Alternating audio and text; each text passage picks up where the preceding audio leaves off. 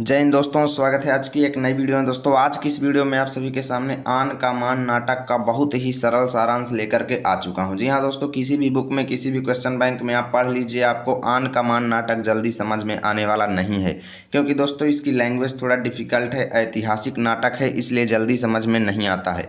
लेकिन आज की इस वीडियो को अगर आप अंतिम तक देख लेते हैं ना, तो मैं गारंटी के साथ कहता हूँ कि आन का मान नाटक से रिलेटेड आपके मन में कोई भी डाउट नहीं रहेगा।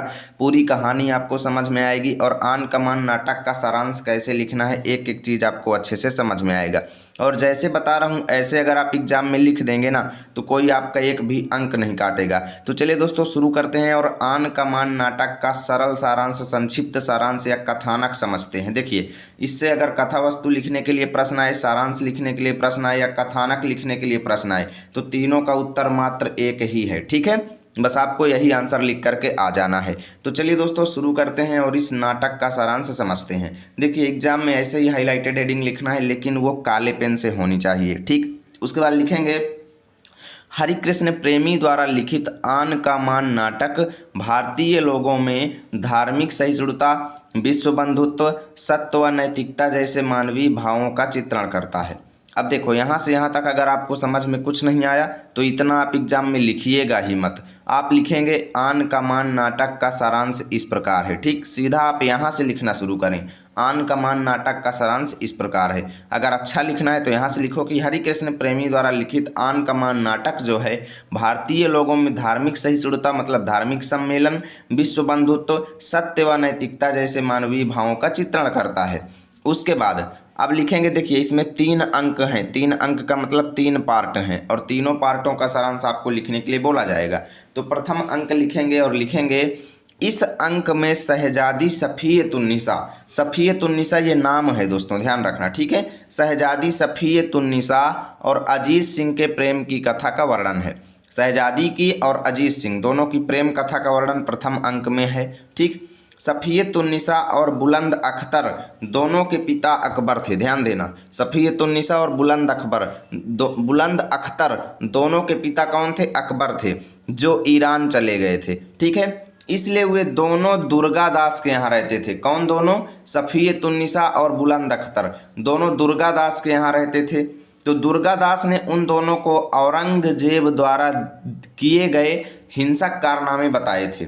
यानी औरंगजेब ने दुर्गादास के साथ क्या क्या कारनामे किए थे, क्या क्या बुरे कारनामे किए थे, उन सब के बारे में उसने बुलंद अख्तर और सफियतुन्निसा को अच्छे से बताया था दुर्गादास ने।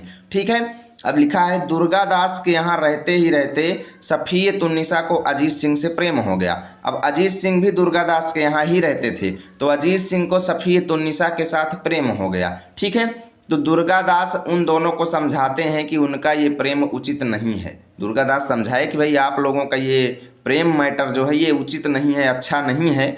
इस अंक के अंत में औरंगजेब की ओर से, ठीक है, यानी इस प्रथम अंक के अंत में प्रथम भाग, नाटक का जो प्रथम भाग है उसके अंत में औरंगजेब की ओर से शहजादे और शहजादी को वापस कराने के लिए ईश्वरदास जो है ये एक औरंगजेब का जो है संधि प्रस्ताव लेकर के आया हुआ दूत था, है ना। यानी ईश्वरदास संधि का प्रस्ताव लेकर के आते हैं। किसकी तरफ से? औरंगजेब की ओर से। किसके यहाँ? दुर्गादास के यहाँ। किस लिए लेकर आए थे? कि वो बोल रहे थे कि शहजादे को और शहजादी को दोनों को औरंगजेब के दरबार में छोड़ दो। ठीक है, ईश्वरदास ये प्रस्ताव लेकर के आए हैं। तो द्वितीय अंक में लिखेंगे औरंगजेब की भी 2 पुत्रियां हैं। कौन कौन सी? मेहरू तथा जीनत। कौन कौन सी? मेहरू तथा जीनत। औरंगजेब अपनी पुत्रियों को जनता के साथ उदार व्यवहार करने के लिए कहता है। इस समय ईश्वरदास दुर्गादास को बंदी बनाकर लाता है। यानी ईश्वरदास से जब दुर्गादास से बोला कि शहजादे और शहजादी दोनों को औरंगजेब के यहाँ भेज दो, तो दुर्गादास ने उसकी बात नहीं मानी, इसलिए ईश्वरदास ने दुर्गादास को बंदी बना लिया और बंदी बना करके औरंगजेब के दरबार में ले गया। ठीक है, तो औरंगजेब अपने पौत्र पौत्री कौन कौन? बुलंद यानी बुलंद अख्तर और सफियत को पाने के लिए दुर्गादास से सौदेबाजी करता है।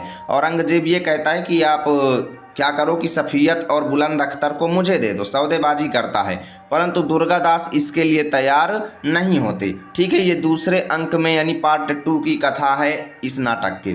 उसके बाद आपको हेडिंग डालना है दोस्तों तृतीय अंक, और इसमें लिखेंगे सफियतुन्निसा अजीत सिंह से सच्चा प्रेम करती है, इसलिए वह अजीत सिंह के हित के लिए उससे विवाह नहीं करना चाहती। यानी सफियतुन्निसा जो है अजीत सिंह से विवाह नहीं करना चाहती, परंतु अजीत सिंह ज़बरदस्ती उसे अपने प्रेम बंधन में बांधे रखना चाहता है।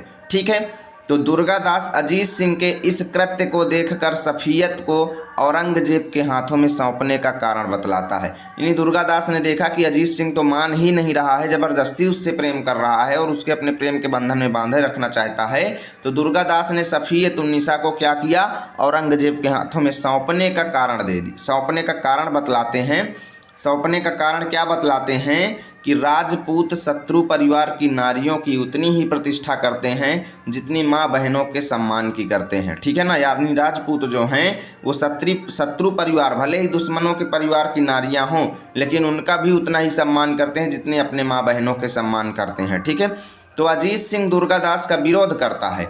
इसी समय मेवाड़ की राजकुमारी के साथ अजीत सिंह की सगाई का प्रस्ताव आता है। कहाँ की मेवाड़ की राजकुमारी के साथ अजीत सिंह की सगाई का प्रस्ताव आता है, तो अजीत सिंह उसका विरोध करते हैं, परंतु सफियतुन्निसा उन्हें वह रिश्ता उचित बताती है। ठीक है, इसके बाद सफियत को पालकी में बैठाकर औरंगजेब के पास भेज दिया जाता है। यानी सफियत को क्या किया जाता है, पालकी में बैठाते हैं और औरंगजेब के पास भेज दिया जाता है, और अजीत सिंह क्रुद्ध होकर दुर्गादास को राज्य से निकाल देते हैं। अजीत सिंह क्रोधित होकर के दुर्गादास को अपने राज्य से बाहर निकाल देते हैं, और इसी दृश्य के साथ नाटक खत्म हो जाता है। इस तरीके से दोस्तों इस नाटक का सारांश लिखना है। उम्मीद करता हूँ वीडियो आपको अच्छा लगा होगा।